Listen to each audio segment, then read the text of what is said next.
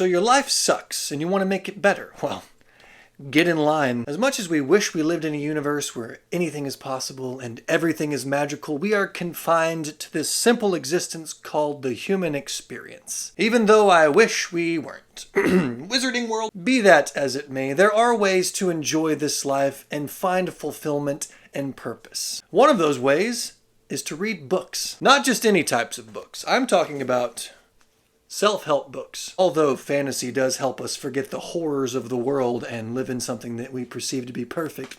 Now, if you're like me, you'll walk to the self-help section of any given bookstore and roll your eyes at the fact that every book has the same content but just a different cover. And if you get on YouTube and search for the top books for a better life, you're gonna find the same 10 books on pretty much every video, because everybody copies everybody at this point. So I'm going to give you 7 books that I believe if you read and put into practice, they will better your life. Why 7, you ask? Well, that's because that's how many Horcruxes there were.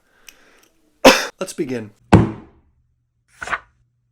The first book is The Mountain Is You, Transforming Self-Sabotage into Self-Mastery by Brianna Wiest. This is one of my favorite books. I've read it several times. I also like to pick at it in the mornings just before I start my day because it's really uplifting and pretty practical. Basically, it teaches you that you are your biggest enemy. The mountain truly is you, and the biggest hurdle in your life is yourself. The thoughts you have about yourself, the actions you take. This book is a great way to tap out of your own mind and see yourself in a different light. I myself have a past of self-hatred, depression, anxiety. This book didn't solve all my issues, but it was a great springboard. So I would highly recommend this book to people that are stuck in this cycle of negative self-talk and they're trying to bust out of it.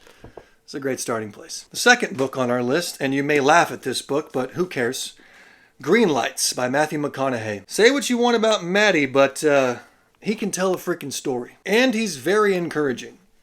I thoroughly enjoyed this book. This is great. It's basically a self-help memoir. He tells his story, but he also peppers within it some practical advice, some philosophy. It feels like you're sitting at a table with him sipping whiskey and he's just pouring into you. At the very least, this book will motivate you, so I would highly recommend it. And if you listen to the audiobook, it's his voice, which is always a good time. Moving right along, book number 3 is The Power of Habit by Charles Duigg. This is another one of those books that I really enjoyed reading. This book is about how habits are formed and how to change unhealthy habits to healthy habits. The premise of the book is that habits are broken up into 3 steps. There's a cue, a routine, and a reward. Something happens in your day that begins this hamster wheel spin. That's called the cue. And then you have your little routine, which eventually culminates into some sort of a reward. An honorable mention in this category, I would have to say, is Atomic Habits. Atomic Habits actually refers to the power of habit within the first few pages of the book. This book essentially builds upon the studies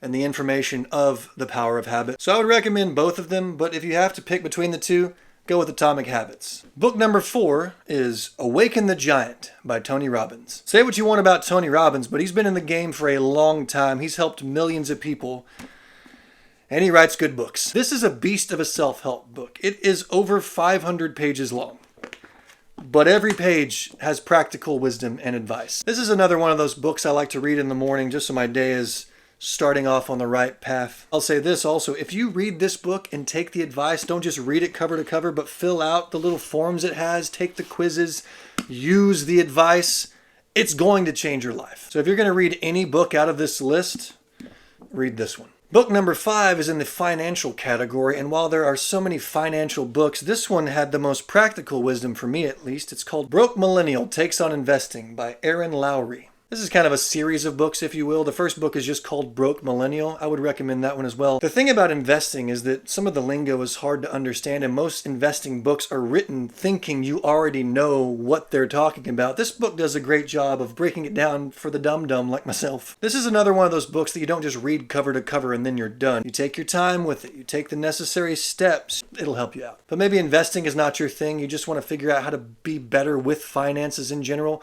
I would recommend just Broke Millennial. Book number 6 is The Happiest Man on Earth by Jaku. This book is wonderful. It is beautiful. It is terrible.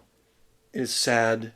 It is perfect. It's his story about how he survived Auschwitz. This book is a little different than the other books in the same category of Nazi Germany, the Holocaust, because within this horrific story is a very beautiful message. A message filled with practical advice for everyday living. He writes all of these horrible things that happened to him, but at the end of the book, he can still walk away and say he is the happiest man on earth. And while the content in terms of life advice may not be earth-shattering and groundbreaking, the voice is perfect. If there's anybody you should listen to about how to have a better life, about how to see the beauty in life, it's somebody that has survived the Holocaust. Highly recommend this book. And finally, number 7. Let's say you've looked at this list and said, yeah, this sucks. There's no meaning to the world. I'm not in a good place. It's just whatever.